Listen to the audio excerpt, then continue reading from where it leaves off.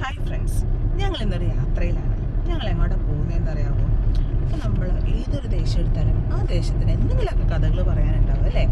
അതുപോലെ എൻ്റെ സ്വന്തം ദേശമായ എൻ്റെ സ്വന്തം നാടായ കോതമംഗലത്തെ ഒരു കഥ പറയാനുണ്ട്. ആ കഥ ഒരു ആഘോഷത്തിൻ്റെ കഥ, വേറൊരു കഥ, ഒരു ആഘോഷത്തിൻ്റെ കഥ പറയാനുണ്ട്. ആ ആഘോഷം എന്താണ് എന്ന് ഞങ്ങൾ മാത്രം കണ്ടാൽ പോരല്ലോ, ഒരുപാട് ആളുകൾ അത് കാണണമെന്ന് ഞങ്ങൾക്കുണ്ട്. അപ്പം നിങ്ങളിലേക്ക് അത് എത്തിക്കാൻ വേണ്ടിയിട്ടാണ് ഞങ്ങളിപ്പോൾ പോയിക്കൊണ്ടിരിക്കുന്നത്. എന്താണെന്നല്ലേ, കന്നി 20 പെരുന്നാൾ. ഞങ്ങൾ എത്തിയിട്ടില്ല, ഞങ്ങൾ പോയിക്കൊണ്ടിരിക്കുകയാണ്. കന്നി 20 പെരുന്നാൾ എന്ന് പറഞ്ഞാൽ ഒരുപാട് ആളുകൾക്ക് അറിയാം, കാരണം ഒരുപാട് ആളുകൾ എത്തിച്ചേരുന്ന ഒരു പള്ളിയാണ്.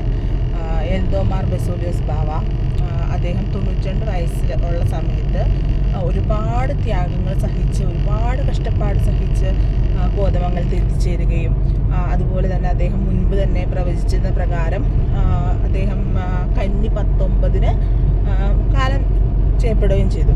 അദ്ദേഹത്തിൻ്റെ ഭൗതിക ശരീരം പള്ളിയുടെ ഉള്ളിൽ തന്നെ ആണ് ഖബറടക്കിയിരിക്കുന്നത്. ഹായ് ഫ്രണ്ട്സ്, ഞങ്ങൾ ഇന്നൊരു യാത്രയിലാണ്. ഞങ്ങൾ എങ്ങോട്ടാ പോകുന്നതെന്ന് അറിയാമോ?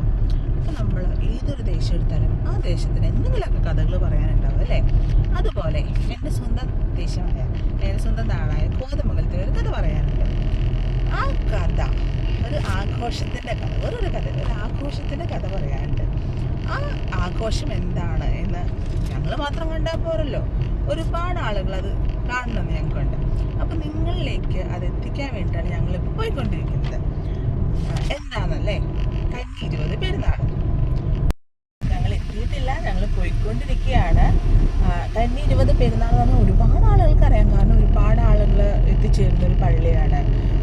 എൽദോമാർ ബസേലിയോസ് ബാവ അദ്ദേഹം 92 വയസ്സിൽ ഉള്ള സമയത്ത് ഒരുപാട് ത്യാഗങ്ങൾ സഹിച്ച്, ഒരുപാട് കഷ്ടപ്പാട് സഹിച്ച് കോതമംഗലത്ത് എത്തിച്ചേരുകയും അതുപോലെ തന്നെ അദ്ദേഹം മുൻപ് തന്നെ പ്രവചിച്ചിരുന്ന പ്രകാരം അദ്ദേഹം കന്നി 19 കാലം ചെയ്യപ്പെടുകയും ചെയ്തു. അദ്ദേഹത്തിൻ്റെ ഭൗതിക ശരീരം പള്ളിയുടെ ഉള്ളിൽ തന്നെ ആണ് ഖബറടക്കിയിരിക്കുന്നത്. ഞങ്ങൾ അങ്ങോട്ട് പോയിക്കൊണ്ടിരിക്കുകയാണ്. ഞങ്ങൾ മുതത്താങ്കെട്ടെത്തി. മുതത്താങ്കെട്ട് പാലത്തിലേക്ക് ഞങ്ങൾ കയറാനായിട്ട് തുടങ്ങുകയാണ്. അവിടെ എത്തിക്കഴിഞ്ഞിട്ട് നിങ്ങളിലേക്ക് എത്രത്തോളം ഇത് എത്തിക്കാൻ പറ്റും എന്നുള്ളത് എനിക്കറിയില്ല, കാരണം നല്ല തിരക്കുള്ളൊരു സ്ഥലമാണത്. നല്ല തിരക്കായിരിക്കും ഇന്ന്.